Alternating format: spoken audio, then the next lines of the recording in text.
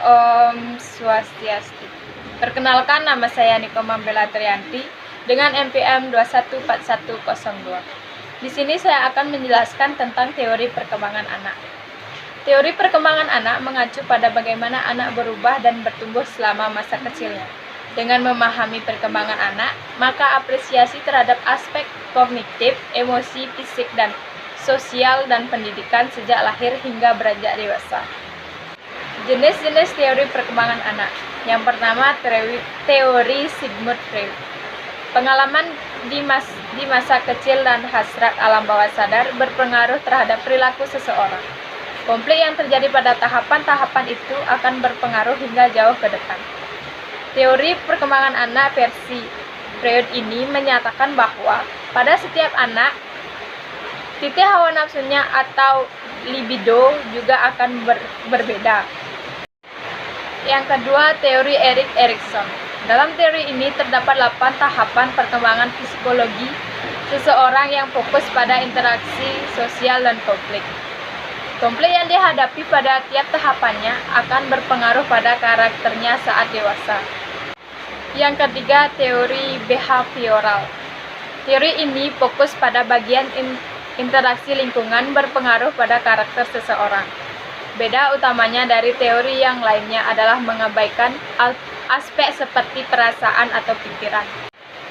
Teori Jean Piaget. Piaget memiliki teori kognitif terkait perkembangan anak, fokusnya pada pola pikir seseorang. Ide utama dari Piaget adalah anak berpikir dengan cara berbeda dibandingkan dengan orang dewasa. Selain itu, proses berpikir seseorang juga dipertimbangkan sebagai aspek pentingnya yang menentukan cara seseorang memahami dunia. Teori John Bowlby. Menurut teori Bowlby, anak terlahir dengan kebutuhan untuk mendapatkan kasih sayang. Itulah mengapa anak ingin selalu dekat dengan pengasuhnya. Kemudian dibalas dengan perlindungan dan kasih sayang. Teori Albert Bandura. Psikolog Albert Bandura mengemukakan teori belajar sosial yang meyakini anak mendapatkan informasi dan skill baru dengan mengamati perilaku orang sekitarnya. Meski demikian, mengamati ini tak hanya secara langsung. Teori Lev Vygotsky. Vygotsky menegaskan teori yang sangat berpengaruh terutama di bidang pendidikan. Menurutnya, anak harus belajar secara aktif lewat pengalamannya yang dilakukan secara langsung. Teori ini mengemukakan bahwa belajar adalah proses yang tidak dipisahkan dari aspek sosial.